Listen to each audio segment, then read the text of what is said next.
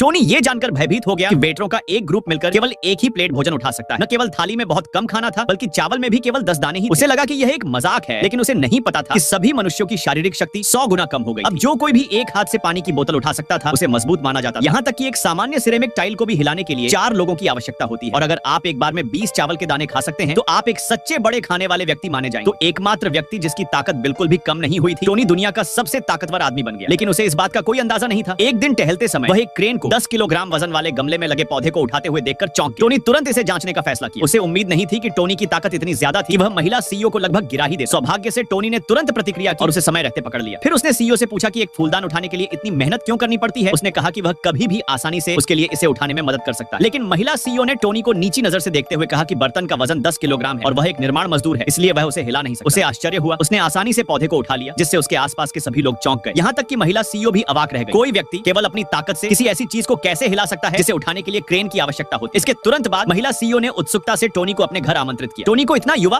और मजबूत देखकर उसने पूछा कि क्या वह शादी करना चाहता है। इससे वह पूरी तरह से भ्रमित हो गया। हालांकि सीईओ आश्चर्यजनक रूप से सुंदर थी, टोनी एक साधारण आदमी था और वह संभवतः उसके साथ तुलना नहीं कर सकता। फिर उसने बर्तन को एक मेज पर रख दिया और जाने वाला था, लेकिन मेज बर्तन का वजन सहन नहीं कर सकी और तुरंत टूट गई। महिला सीईओ ने अब टोनी को अलग नजर से देखा। उसका आजीवन सपना हमेशा एक मजबूत योद्धा से शादी करना था और टोनी उसकी आंखों के सामने था, वह पति जिसका वह इंतजार कर रही थी। लेकिन टोनी ने सोचा कि सीईओ सिर्फ उसके साथ मजाक कर रहा। आखिरकार उसने बर्तन उठाने के लिए ज्यादा प्रयास भी नहीं किया था। टोनी को उसमें कोई दिलचस्पी नहीं थी, इसलिए उसने अपना वेतन लिया और चला गया। लेकिन जब वह निर्माण स्थल पर वापस आया तो उसकी मुलाकात उसकी गर्लफ्रेंड से हुई, जो टोनी का मजाक उड़ाते हुए उसे रिश्ता तोड़ने के लिए एक अमीर आदमी के साथ आई थी। हालांकि टोनी गुस्से में था। अमीर आदमी एक अविश्वसनीय रूप से मजबूत पेशेवर मुक्केबाज था, जिसने टोनी को अनिच्छा से पीछे हटने का फैसला किया और उसने टोनी को कुचलने के लिए 2 किलोग्राम की ईंट उठाने की कोशिश की। हालांकि अमीर आदमी इसे उठा भी नहीं सका, इसलिए उसे एक छोटी ईंट उठानी पड़ी और उसे धीरे धीरे ऊपर उठाना पड़ा। इस बिंदु पर टोनी के सहकर्मियों के हाव भाव काफी बदल गए, क्योंकि यह लगभग किसी भी इंसान की सीमा थी। गुस्से से भरे टोनी ने तुरंत अमीर आदमी को मुक्का मार दिया, जिससे अमीर आदमी पतंग की तरह उड़ गया। और ठीक उसी समय महिला सीईओ वहां पहुंची और उसने यह सब देखा। यह देखकर कि टोनी वास्तव में शक्तिशाली था, उसने तुरंत उससे मदद मांगी। उसे दशक भर चलने वाली मुक्केबाजी प्रतियोगिता में उनका प्रतिनिधित्व करने के लिए कहा, क्योंकि यह उसके परिवार के अस्तित्व के लिए